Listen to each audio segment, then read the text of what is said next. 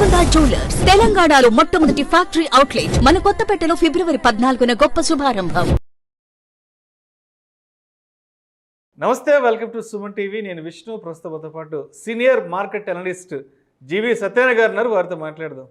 Sir నమస్తే. సత్యనారాయణ గారు నమస్తే. సత్యనారాయణ గారు, చాలామంది ఇంట్లో ఉన్న పాత బంగారాన్ని తీసుకెళ్ళి జ్యువెలరీ షాప్స్కి తీసుకెళ్ళి, లేదంటే ఏదైనా తెలిసిన వాళ్ళ దగ్గరకు తీసుకెళ్ళి, అంటే బంగారాన్ని తయారు చేసేవాళ్ళు వాళ్ళ దగ్గరకు తీసుకెళ్ళి పాత బంగారాన్ని మార్చుకుంటుంటారు కదా.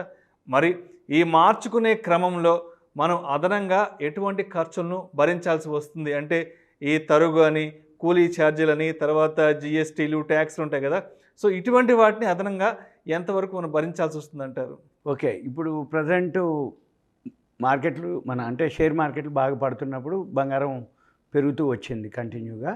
ఎప్పుడైతే పెరుగుతూ వచ్చిందో ఈ పండగల సీజన్ తోటి కూడా పాత బంగారాన్ని మార్చుకోండి, మీకు మామూలు బంగారం కంటే 50 రూపాయలు 100 రూపాయలు ఎక్కువ ఇస్తామని చెప్పేసి అడ్వర్టైజ్మెంట్స్ రావడం మనం చూస్తుంటాం.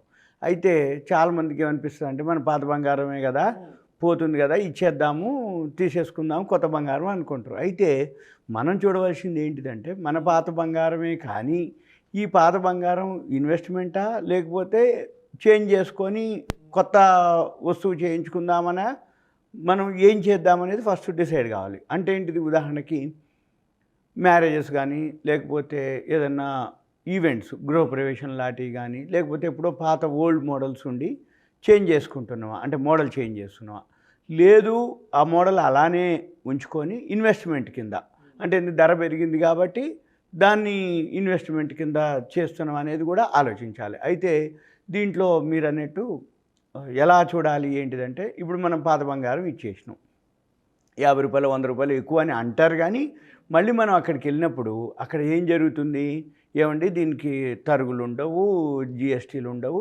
ఏముండదు, ఎంతైతే ఆ ప్యూరిటీ ఉందో చెక్ చేసి మీకు ఇస్తాము అని అంటారు.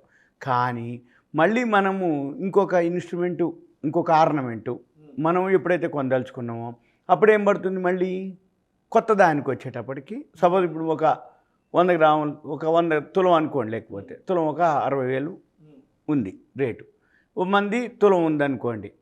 ఈ తులానికి ఇచ్చినప్పుడు ఏం చేస్తారు, మన దానికి ఏముండదు, పాతది కాబట్టి.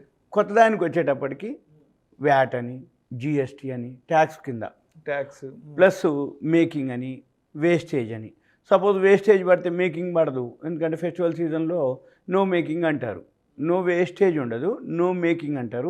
వేస్టేజ్ వచ్చి కొంచెం తక్కువ ఉంటుంది, అది కూడా 15% 18% తక్కువ ఉండదు. ఓవరాల్గా ఎంత అవుతుంది, 20% వరకు వస్తుంది. అంటే వ్యాటు ఈ 15-18% తరుగు, ఒకవేళ మేకింగ్ లేకపోయినా కానీ ఇంకో ఒక 6% అటు ఇటుగా అయినా 15-20% మధ్యలో మనకి కొత్త వాటికి పడుతుంది. అంటే మనం ఒక తులం బంగారం ఇస్తే మనకు తులం రాదు కదా, దానికి ఎక్స్ట్రా మనము పే చేయాల్సి ఉంటుంది. అందుకని 60,000 పెట్టి మనం తులం పాత బంగారం ఏదైతే ఇస్తున్నామో దానికి ఏం లేదండి, మీరు ఇది ఓల్డే కదా, వాడట్లే కదా, ఇంట్లో ఉందే కదా, మీకు ఇప్పుడు కొత్త మోడల్ వస్తుంది అంటే జనరల్గా ఎప్పుడైనా కానీ ఈ ఓల్డ్ అనేటప్పటికి అవుట్డేటెడ్ అంటారు. ఈ అవుట్డేటెడ్ అనేది బంగారానికి ఏం కాదు అసలు అవుట్డేటెడ్. ఎందుకంటే బంగారం ఎప్పుడైనా అది ఒక ఆస్తి, అది ఒక ఎసెట్ కింద చూస్తారు. రెండోది ఈ బంగారం ఏదైతే మనం మారుస్తున్నామో అవసరమైనప్పుడైతే మాత్రం మార్చవచ్చు, లేకపోతే మనం మార్చాల్సిన అవసరం ఉండకూడదు. ఎందుకంటే ఎప్పుడు మార్చుకున్నా ఎన్క్యాష్ అయిపోయేటటువంటిదే. పాతది కానీ కొత్తది కానీ బంగారానికి పాత కొత్త ఉండదు, దాని వాల్యూ ఎప్పుడూ పెరుగుతూనే ఉంటుంది. ఇంకొకటి మెయిన్ ఏంటిదంటే, బంగారం ఎప్పుడైనా సరే ఈ పాతది అని అంటారు కానీ అది అంటే క్యాష్ చేసుకోవాలి అంటే దానికి ఏముండదు. మెయిన్ ఈ డిపాజిట్ల కంటే కూడా ఈ బంగారానికే ఎక్కువ ఉంటుంది. ఉదాహరణకి డిపాజిట్ చేస్తే ఓన్లీ ఇంట్రెస్ట్ రేట్ ఉంటుంది 7% 8%. ఇప్పుడు అంటే ఏదన్నా బ్యాంకు డిపాజిట్లు వడ్డీ రేట్లు పెంచినా అప్పటికి కూడా ఇన్ఫ్లేషన్, ద్రవ్యోల్బణం ఉంటుంది. ఈ ద్రవ్యోల్బణంతో పోలిస్తే బంగారమే ఎక్కువ వాల్యూ వస్తుంది. ఎలా అంటే ఈ ద్రవ్యోల్బణం 7% 8% ఉంటే మన బ్యాంక్ డిపాజిట్ మీద కూడా వడ్డీ 7-8% అనుకోండి. ఏది పీపీఎఫ్ అనుకోండి, ప్రావిడెంట్ ఫండ్ కానీ, పోస్ట్ ఆఫీస్ సేవింగ్స్ స్కీమ్స్ కానీ, మామూలు డిపాజిట్లు కానీ, వాటన్నింటికి కూడా టైంని బట్టి అంటే 3 నెలలు 6 నెలలు 1 ఇయర్ 2 ఇయర్స్ 5 ఇయర్స్ టర్మ్ని బట్టి 7%, 8%, 6% అట్లా రేట్ ఆఫ్ ఇంట్రెస్ట్ ఉంటుంది.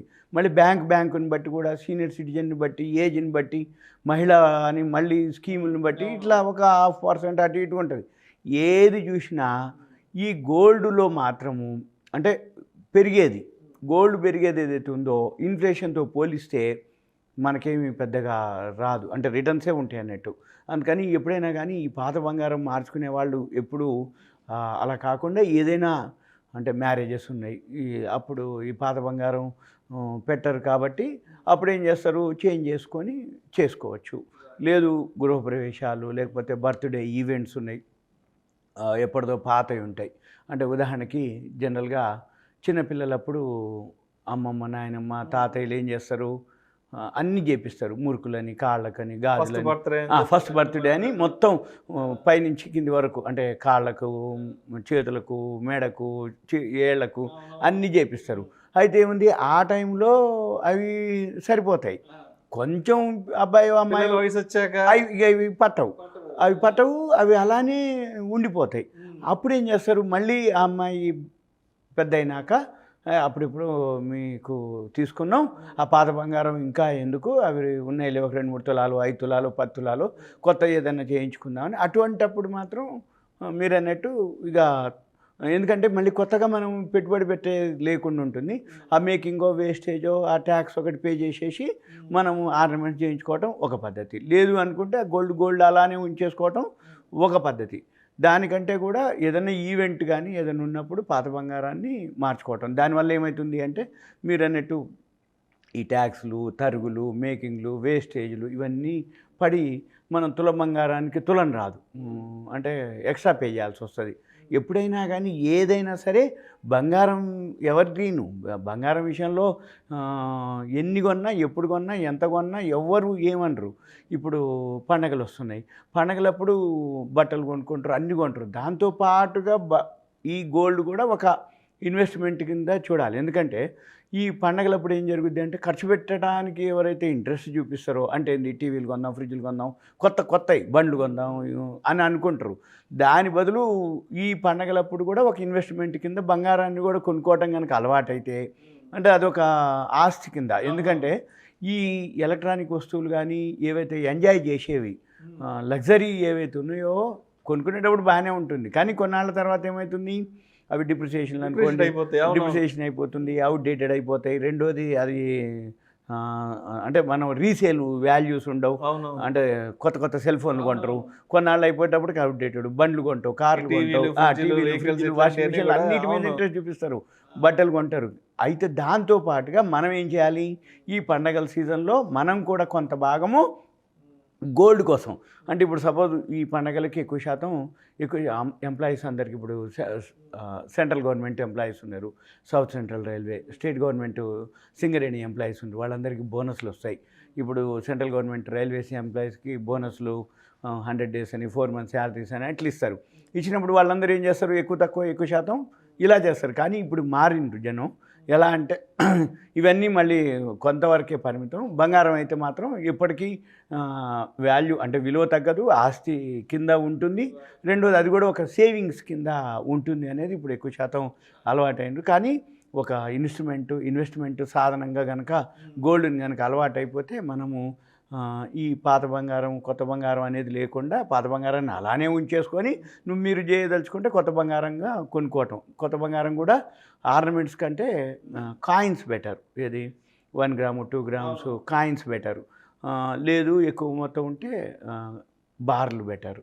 లేదు అనుకుంటే ఇప్పుడు ఇంకొక వీడియోలో మనం డిజిటల్ సావరిన్ గోల్డ్ అంటే వాటి గురించి ఎలా ఏంటిది అనేది మనం ఇంకొక వీడియోలో డిస్కస్ చేద్దాం. Thank you sir, thank you so much జీవ సత్యనారాయణ గారు. పాత బంగారాన్ని మార్చుకునే క్రమంలో మనం అదనంగా ఎటువంటి ఖర్చులను భరించాల్సి వస్తుంది అనే అంశం గురించి మీ విశ్లేషణ ద్వారా మన ప్రేక్షకులకు చాలా చక్కగా తెలియజేశారు. Thank you so much sir. అవసరమైతే తప్ప పాత బంగారాన్ని మీరు మార్చకూడదని నా మనవి. Thank you sir. Thank you. Suman TV ప్రేక్షకులు ధన్యవాదాలు.